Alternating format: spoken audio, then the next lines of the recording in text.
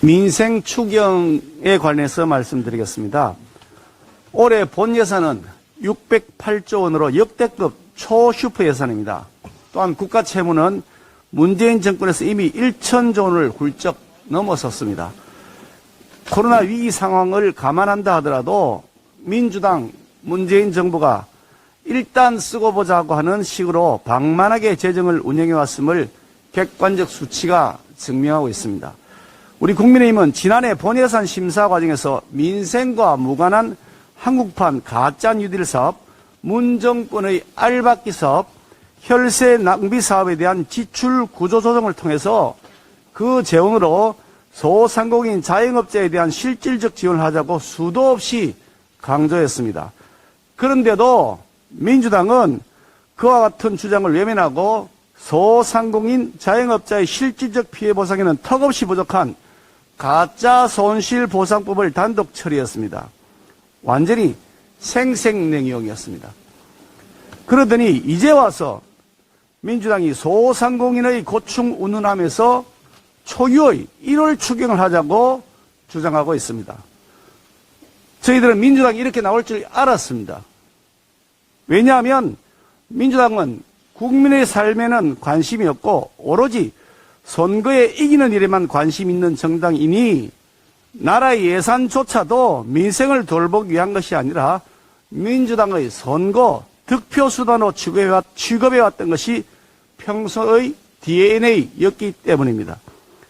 코로나 추경안이 벌써 7차례나 편성되었지만 민주당은 그동안 찔끔찔끔 지원하면서 표 구걸하기에만 치중하다 보니 효과도 없고 피로감만 높아지고 있습니다. 우리 국민의힘은 민주당식의 정치 추경이 아니라 소상공인들의 피해를 확실히 보상하는 제대로 된 민생 추경을 하겠습니다. 기왕에 추경을 한다면 이번에는 더 이상 찔끔찔끔하면서 국민들을 속태우지 말고 코로나로 인해 실질적으로 피해를 입은 분들에게 다음과 같이 충분하고 확실한 손실보상을 해야 할 것입니다. 첫째, 소상공인 코로나 극복 지원금은 현행 100만 원인 것을 최대 1000만 원까지 되도록 해야 합니다. 손실보상률이 현재 80%인 것을 100%로 확대해야 합니다. 손실보상의 한액도 현행 50만 원인 것을 100만 원으로 증액시켜야 합니다. 둘째, 사실상 영업 제한 업종임에도 불구하고 정부가 그동안 부당하게도 손실보상 대상 업종에서 제외시켜왔던 업종이 있습니다. 문화, 체육, 관광업 등 사각지대에 대해서 이번에는 반드시 손실보상을 해드려야 합니다. 셋째, 이번 기회에 손실보상 반드시 소급 적용해야 마땅합니다. 우리 국민의힘이 그동안 지속적으로 주장해왔던 바와 같이 손실보상액의 산정 개시일은 정부가 코로나로 인해 거리두기, 시간 제한, 인원 제한 이것을 처음 실시할 때부터 적용되어야 하는 것입니다. 우리 당은 정부가 위와 같이 소상공인 자영업자들에게 충분한 지원이 되도록 추경 예산안을 편성해서 국회에 제출할 것을 요구합니다. 아울러 이러한 추경안에 관해서 우리 국민의힘은 정부 측과 사전 협의를 가지고자 합니다. 정부는 내일이라도 당장 우리 국민의힘과 만나서 이번 추경안에 대한 사전 협의를 할 수 있도록 자리를 마련해 주실 것을 촉구합니다. 정부 측이 국회로 오시기 불편하다면 우리 국민의힘이 정부 측을 찾아가겠습니다. 민생을 돌보는데 우리 당은 적극 앞장설 것입니다. 다만 혹시라도 정부 측이 민주당과만 밀실에서 만나 쑥떡쑥떡하면서 짬짬이 추경안, 충분하지도 않고 공정하지도 않은 추경안을 제출하는 일은 절대 없도록 해야 할 것입니다. 우리 국민의힘 윤석열 후보는 소상공인 자영업자에 대한 50조 원 지원을 약속드린 바 있습니다. 우리 국민의힘은 충분하고 신속하게 그리고 공정한 보상이 이루어질 수 있도록 첫째도 둘째도 셋째도 민생을 원칙으로 추경안 편성 단계에서부터 적극 참여할 것입니다. 특검법에 관해서 말씀드리겠습니다. 민주당 이재명 후보의 최측근이자 현재 선대위 비서실 부실장을 맡고 있는 정진상 씨에 대한 검찰 조사가 지난 13일 비공개로 이루어졌다고 합니다. 그동안 선거 일정, 개인 일정 등을 핑계로 배짱 튕기면서 검찰 출석을 차일피일 미루더니 심야에 날치기 도둑 조사를 받은 모양입니다. 떳떳하다면 왜 몰래 조사를 받는지 그 이유를 알 수가 없습니다. 국민적 의구심만 더 커지고 있습니다.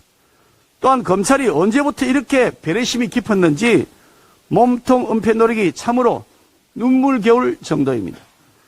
정진상 부실장은 이재명 성남시장 재직 시절 5년간 7천 건이 넘는 성남시 문서에 결재를 했다고 합니다. 성남시장의 문고리 그리고 핵심 실세로서 모든 문서는 정진상을 통해서 시장에게 보고가 되었다고 보는 것이 합리적입니다. 어제 대장동 핵심 5인에 대한 두 번째 공판에서 성남도시개발공사 소속 모 팀장은 초과 이익 환수 조항의 삭제 지시가 갑자기 내려왔다. 정여가의 사업 제안은 특혜 소지가 있었고 실현이 어렵다고 상급자에게 보고했다는 취지의 증언을 했다고 합니다. 정지상 부실장이 결재했다는 7천 건의 문서 중에 대장동 초과 이익 환수 조항 삭제, 특혜와 관련된 문건이 없었을 리가 마무하다는 것이 상식입니다. 당연히 수사해야 되지 않겠습니까? 우리 국민의힘이 대장동 개발 비리 의혹 수사 초기부터 정진상의 휴대폰과 이메일 등을 압수수색해야 한다고 여러 차례 촉구한 이유도 정진상 부실장이 몸통으로 가는 바로 그 길목에 있기 때문이었습니다. 하지만 검찰은 정진상 부실장에 대한 압수수색은 신용도 하지 않았고 소환 조사는 여론에 떠밀려 구색 맞추기식으로 했을 뿐입니다. 이런 검찰에게 대장동 이재명 게이트의 진실 규명을 기대할 수 없는 것은 자명한 이치입니다. 검찰이 문개기를 위한 수사쇼를 하는 사이에 대장동 개발사업 핵심 관계자 2명이 스스로 극단적 선택을 했습니다.